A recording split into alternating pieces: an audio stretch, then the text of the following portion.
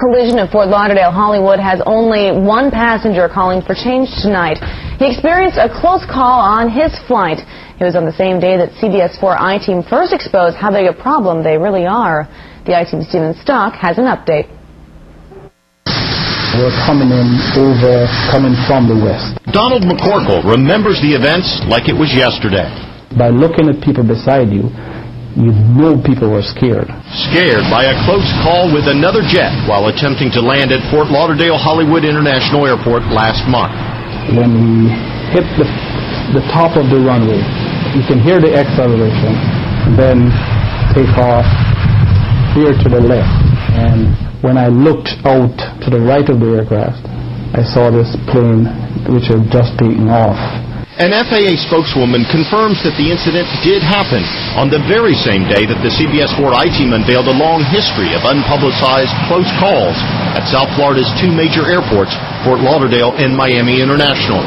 This was the first close call for Donald McCorkle, who flies as many as 2 times a week. When I saw the plane taking off and we were like going left and he's going right, that's when I said, hey, this could have been a disaster.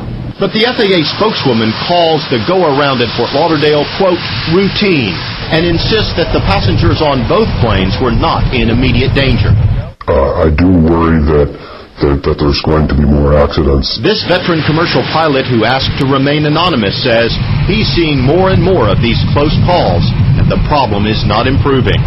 If you do your research, you'll see that many times it's a last-minute catch by the pilot or a last-minute catch by the controller. It says, oh, wait, stop. Digging through tens of thousands of anonymous complaints by pilots, the CBS4 I-Team found that between the years 2003 and 2006 at Fort Lauderdale and Miami International, there were pilot complaints of at least 110 similar close calls, runway incursions, or near collisions, including at least a dozen go-arounds and aborted landings.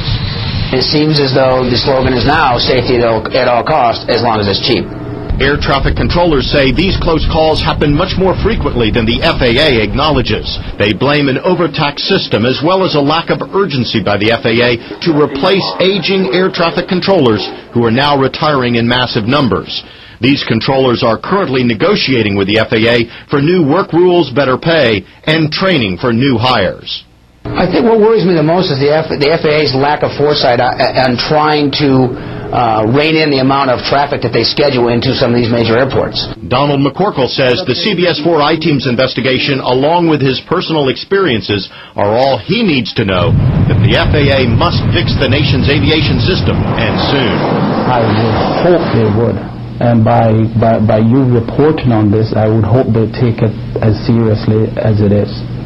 Congress is also now getting involved in this situation. Democrat Ron Klein and Republican Mario Diaz-Balart, both of South Florida, are now calling on the FAA to take immediate action to hire and train more air traffic controllers now rather than later.